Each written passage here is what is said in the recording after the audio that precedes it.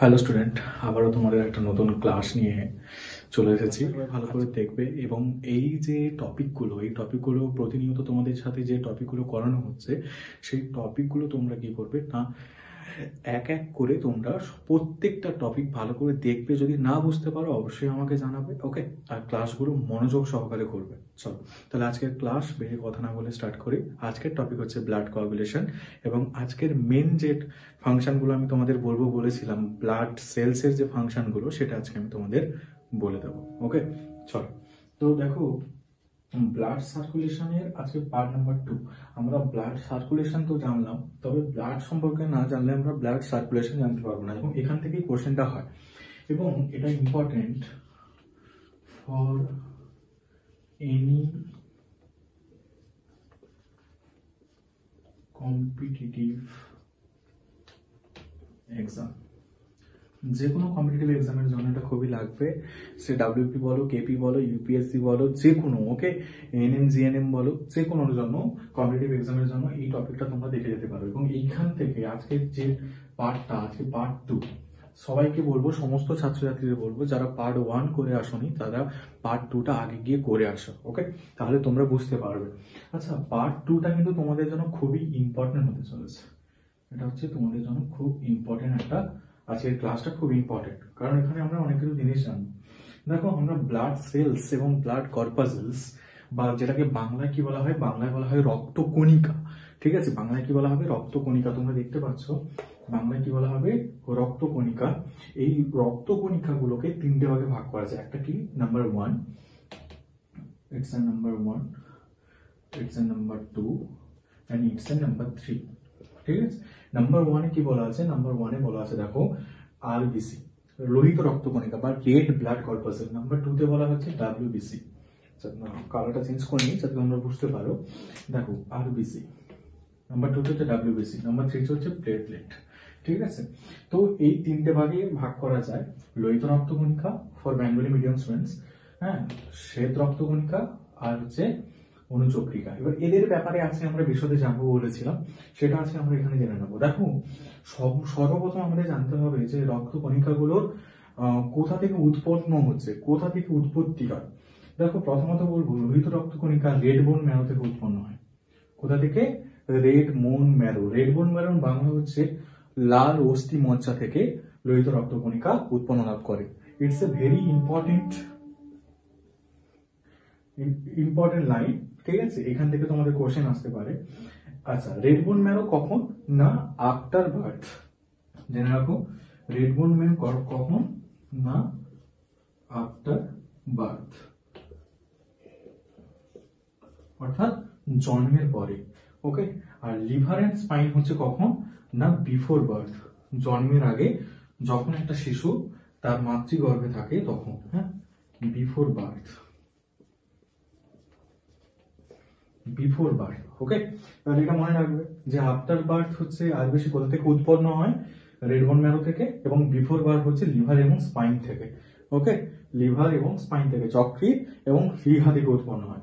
এবার আসছি WBC. WBC source কি? এই যে আমি সোর্স বলে এখানে লিখে দিয়েছি। ডাব্লিউবিসি সোর্স কি? এটা হচ্ছে রেড বোন ম্যারো থেকে উৎপন্ন হয় আর এবং স্পাইন থেকে। রেড বোন ম্যারো থেকে, হ্যাঁ, রেড বোন ম্যারো থেকে সাধারণত যেগুলো হচ্ছে গ্র্যানুলার, ঠিক আছে, যেগুলো হচ্ছে গ্র্যানুলার ডাব্লিউবিসি আছে সেগুলো হচ্ছে উৎপন্ন হয় কোথায়? রেড বোন ম্যারো থেকে, ওকে? আর যেগুলো হচ্ছে অর্গ্যানুলার, অর্থাৎ যেগুলোকে আমরা অর্গ্যানুলোসাইটস বলবো, যেগুলো দানাবিহীন যে সমস্ত শ্বেত রক্তকণিকা বা ডাব্লিউবিসি আছে, তাদেরকে আমরা কি বলবো? তাদেরকে আমরা বলবো না, তাদেরকে কি বলবো না, তারা কোথা থেকে উৎপন্ন করে? স্পাইন থেকে। কোথা থেকে? স্পাইন থেকে। তাহলে এখানে আমরা লিখতে পারি আগ্রাণু আর হচ্ছে গ্রানু, ওকে? তাহলে রেড বোন ম্যারো থেকে গ্রানুলোসাইট অর্থাৎ দানা যুক্ত শ্বেত রক্তকণিকাগুলো উৎপন্ন হয়, এবং অর্গানুলোসাইট অর্থাৎ দানাবিহীন শ্বেত রক্তকণিকাগুলো স্পাইন থেকে উৎপন্ন হয়, ওকে? সোর্স। এবার প্লেটলেট কোথা থেকে উৎপন্ন হয়? প্লেটলেট উৎপন্ন হয় মেগা ক্যারিওসাইট সেল থেকে, ঠিক আছে? কোথা থেকে? মেগা ক্যারিওসাইট সেল থেকে সাধারণত প্লেটলেট যেটা বা অনুচক্রিকা যেটাকে বলা হয় সেটা উৎপন্ন হয়। এবার এদের ফাংশন গুলো নিয়ে আজকে আমরা টপিকটাতে আলোচনা করব। তার আগে একটা জিনিস তোমাদের আলোচনা করা উচিত, সেটা হচ্ছে এদের আয়ুষ্কাল। আরবিসি আমাদের শরীরে কতদিন বেঁচে থাকতে পারে, ডাব্লিউবিসি আমাদের শরীরে কতদিন বেঁচে থাকতে পারে, প্লেটলেট বা অনুচক্রিকা আমাদের শরীরে কতদিন বেঁচে থাকতে পারে। দেখো আরবিসি সাধারণত 110 থেকে 120 দিন বাঁচে। কত? 110 থেকে 120। তোমরা এখানে লিখে নিও 110 থেকে 120।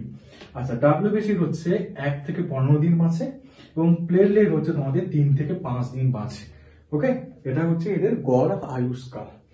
এবার তোমাদের এখানে ফাংশন গুলো নিয়ে আলোচনা করবো। দেখো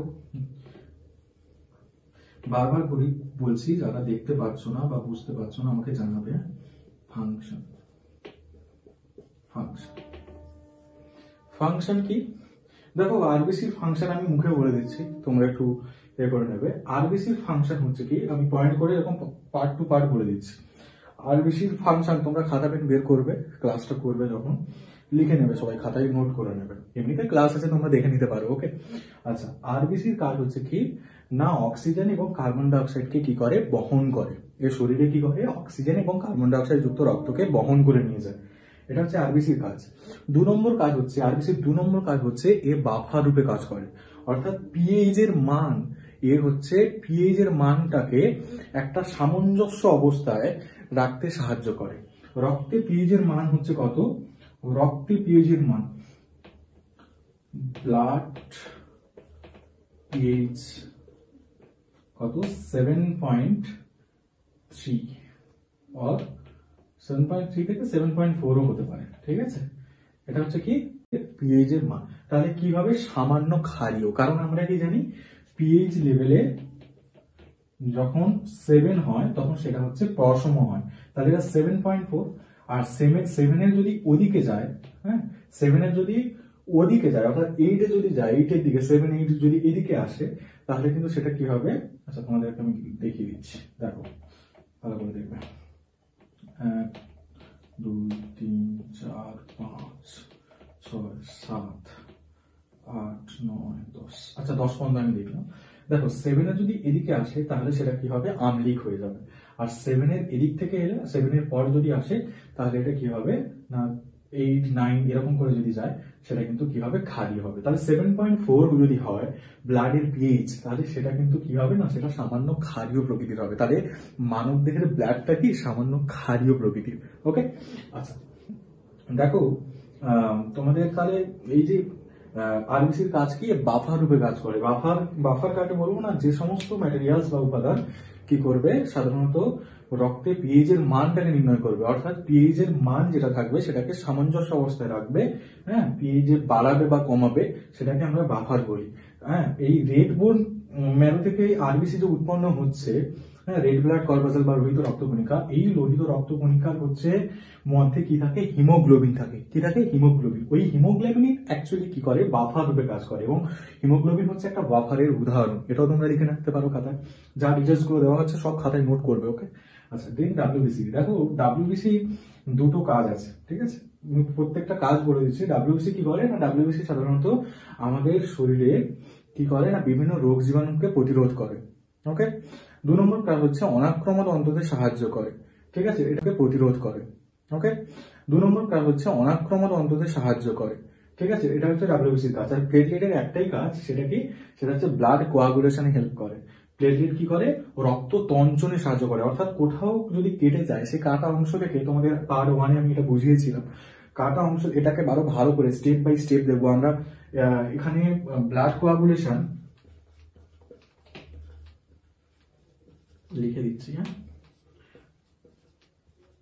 ব্লাড কোয়াগুলেশন, এটার কতগুলো স্টেপ আছে। স্টেপ 1 থেকে 1 টু স্টেপ 5, এতগুলো স্টেপ আছে। ওকে, এই স্টেপগুলো আমরা দেখবো কোথায় কেমন হচ্ছে, কার সাথে কি বাইন্ডিং হচ্ছে, হ্যাঁ, থ্রম্বোপ্লাস্টিন আসছে কি করে, তার সাথে ক্যালসিয়াম বাইন্ড করে তারপরে এই সমস্ত কাজগুলো করছে। ঠিক আছে, এগুলো হচ্ছে এর কাজ। ওকে।